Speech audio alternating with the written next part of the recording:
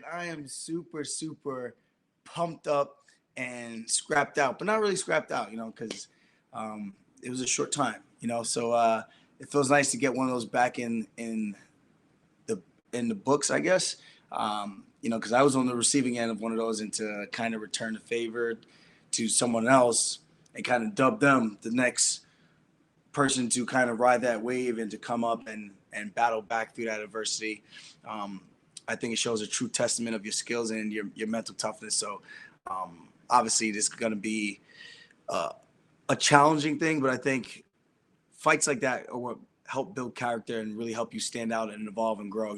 I same thing I talked about with Brett Johns actually. After our fight, he actually said the same exact thing. He said I kind of forced him to grow. He said not even the fight with Pedro. He said the fight with me made him realize the things that he needs to work on, and he got a very big win himself in his last outing as well. So I'm still riding high, man. Super excited, super pumped, and the fight week was it was different, to say the least. For the most part, we didn't have to do the typical stuff where we come in, we have to sign the posters. We sign about 200, 300 posters sometimes for the fans. And from there, we go do a whole bunch of media. We take the shirts off. We do like sound bite stuff, boxing for the cameras. We didn't have to do any of those things. We came in, we had to wear a mask. We got tested right away. We filled out our paperwork, checked in to go see the rooms, dropped off our stuff, and kind of just kicked it at the hotel the entire time. We got our equipment from the UFC equipment team, and that was really it. For the most part, it was pretty stress-free living, not having to worry about going out and putting on a fake smile while you're feeling pretty shitty from cutting weight. So, all in all, it was a cool, unique experience. This fight camp with the whole COVID-19 procedures going on with the UFC, all the measures that Nevada State Commission was taking to allow us to put on the fights. So very thankful about that. But at the end of the day, it was definitely different not having fans come to the hotel, take pictures with you and stuff like that. So it was, like I said, very unique, more relaxing, more calm. It was just kind of like the hourglass was just ticking, and there was nothing else to do but think about the fight. And obviously, there was a ton of stuff going on in the world and still going on in the world that was making things a lot more difficult to focus. But fortunately for me, it worked out. Sometimes it doesn't go your way, and fortunately for me, it did on the night. So super pumped up about that, man. Super excited. This weight cut was pretty tough, actually. So I didn't work out at all Thursday. Um, Wednesday morning, I woke up at 45, which I thought was a little too high.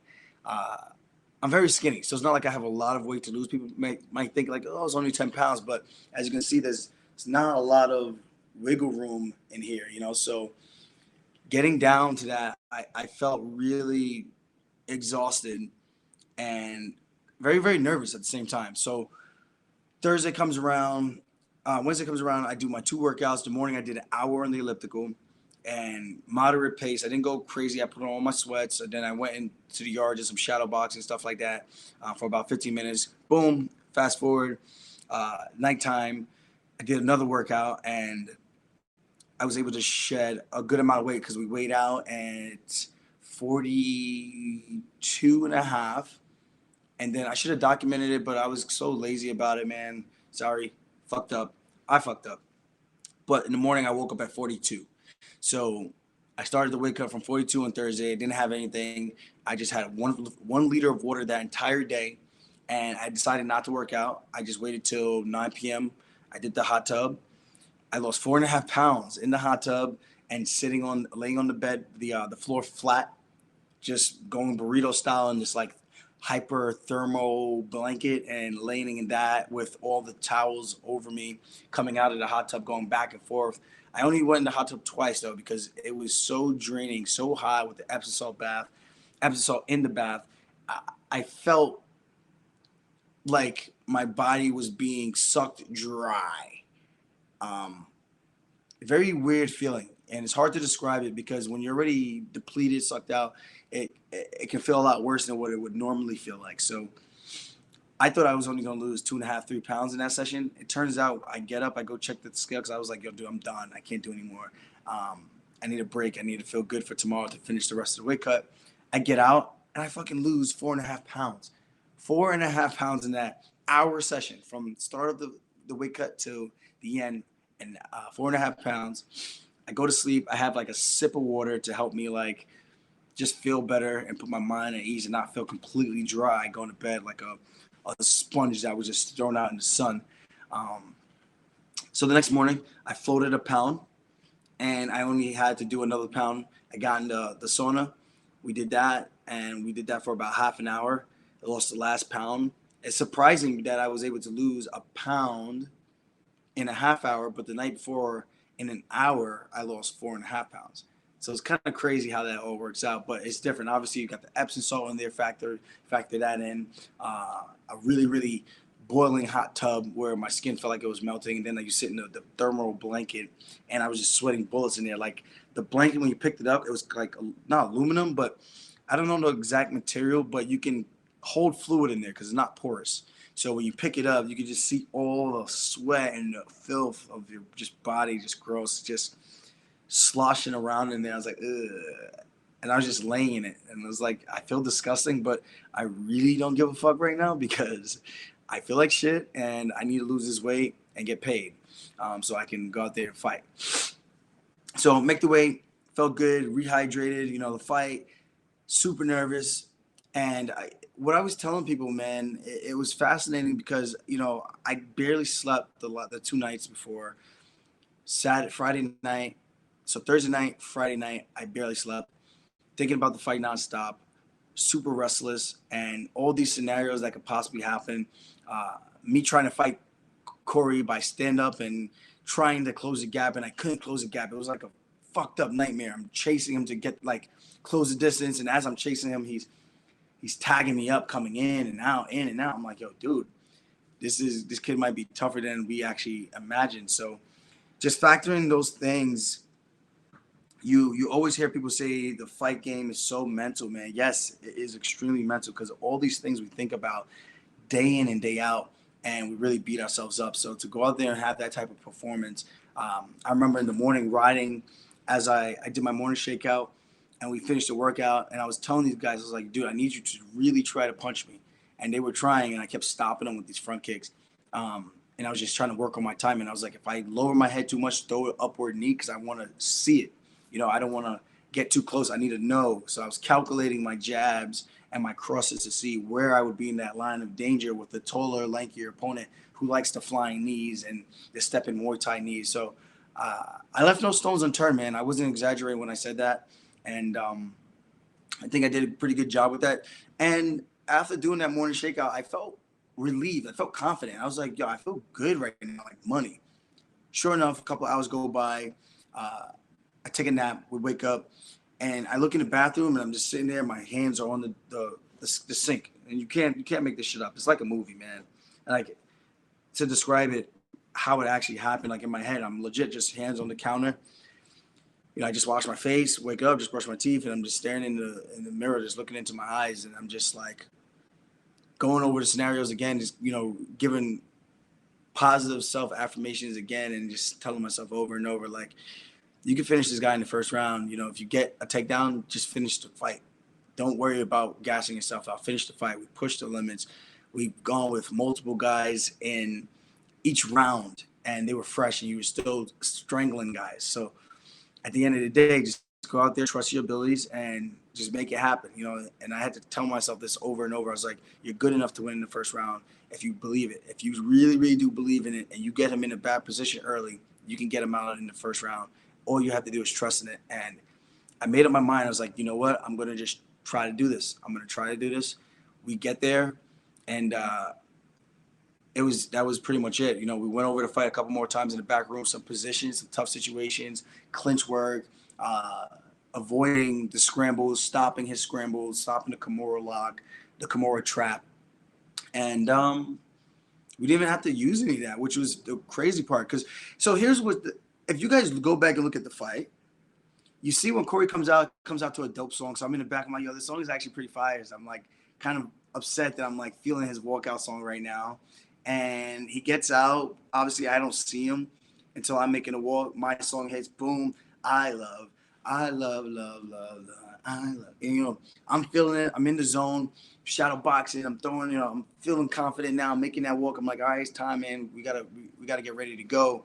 And I get there. They put the Vaseline on. You know, got my guys up.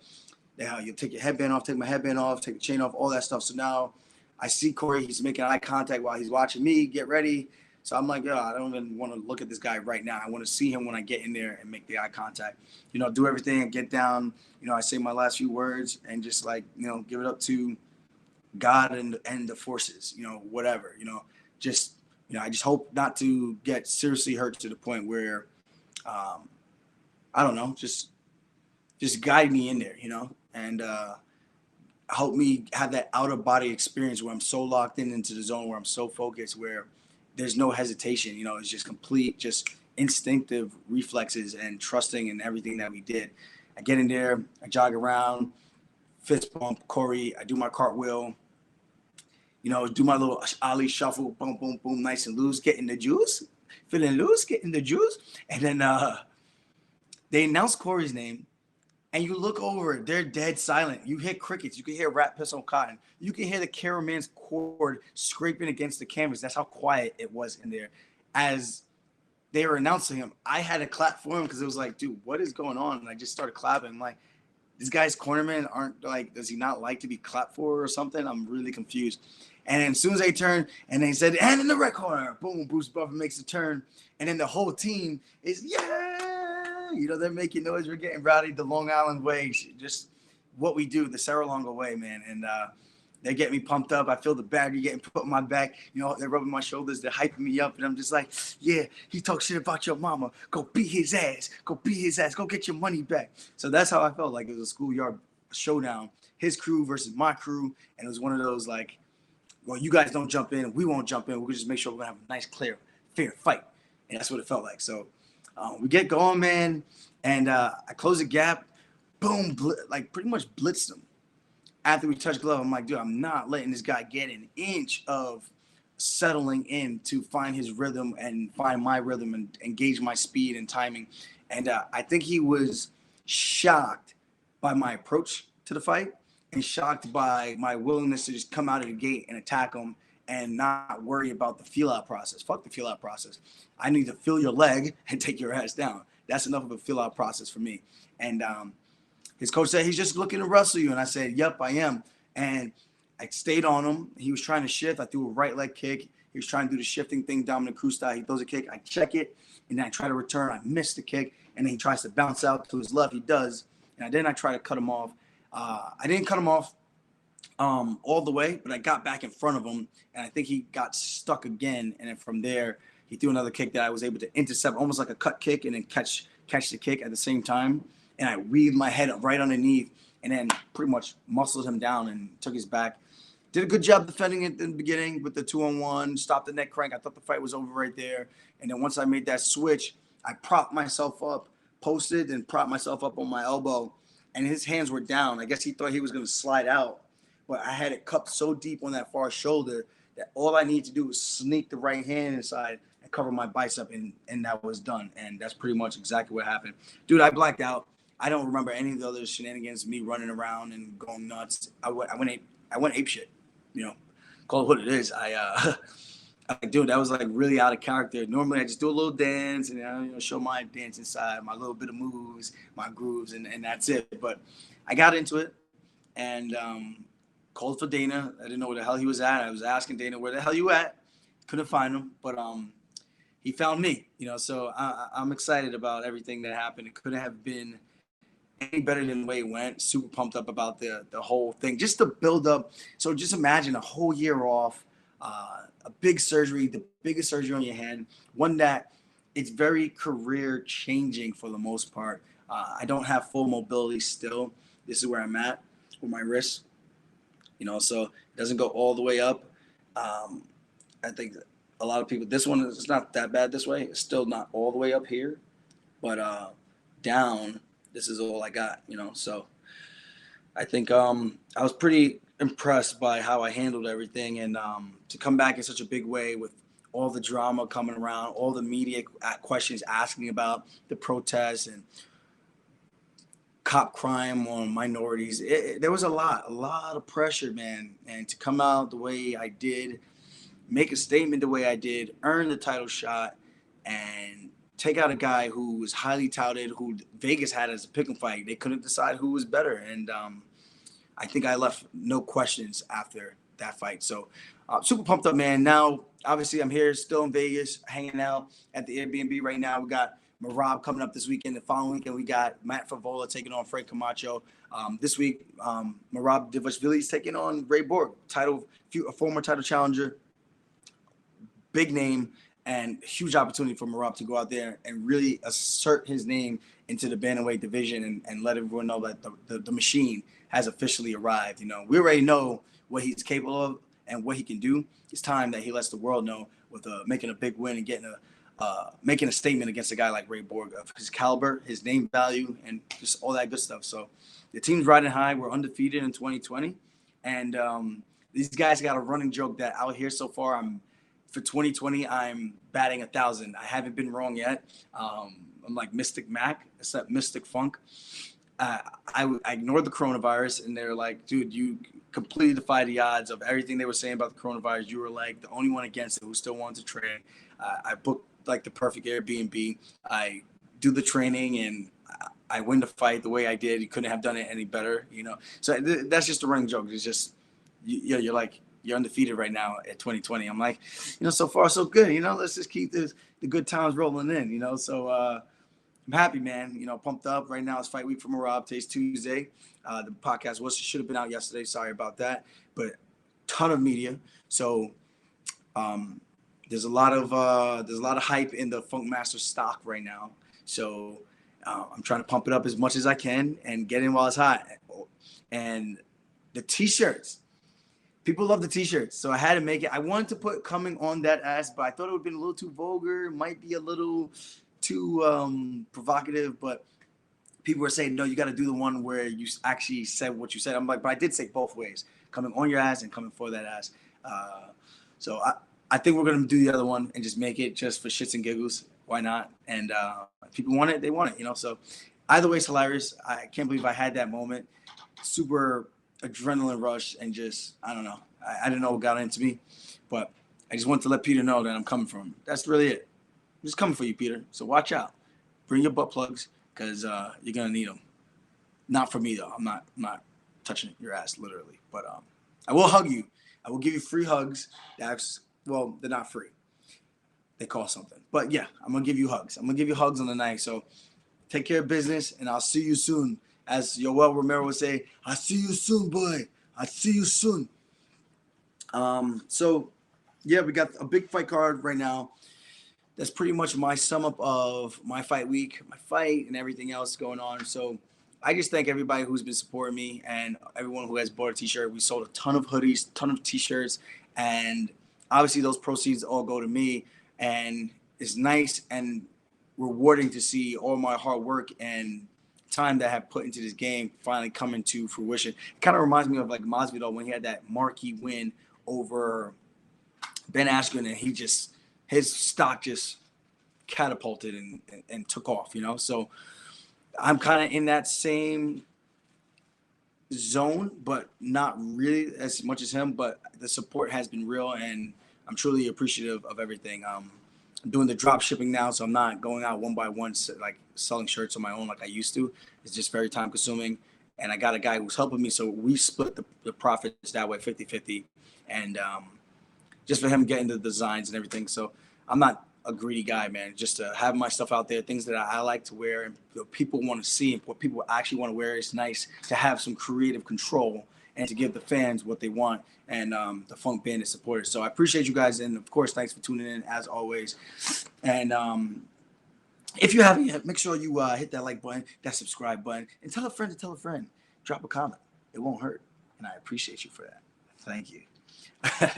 But right now, we're going to bring in Cody. We're going to get ready for this fight week. I'm not going to recap the last fight card. I really don't want to spend too much time talking about that. Obviously, I spent a ton of time already talking about my fight and my experience. Obviously, we all know it was a phenomenal card. Shout out to Cory Sandhagen. Obviously, everyone knows the situation with him. If you don't, his brother passed away 2 weeks before the fight. He went out there, took on a very, very tough Brian Kelleher from Long Island guy. Started MMA, pretty much started with him around the same time, and used to live with him. So we cross-trained together a lot, and for him to take out Kelleher the way he did was pretty convincing. 30-27 across the board, and especially with a heavy heart like that. So condolences to him and his family, a former opponent of mine as well. So kudos to him. Kudos to Cody Garbrandt. The bantamweight division is on fire. He came back in a spectacular fashion, threw a haymaker from hell from his socks, pulled up his socks, rolled them up to his knees, and uncorked and sat Rafael Sunsao down. That was unreal. And of course, Sugar Show O'Malley. The Sugar Show continues. Unfortunately, I couldn't find him to spark one up, but maybe next time. Maybe next time.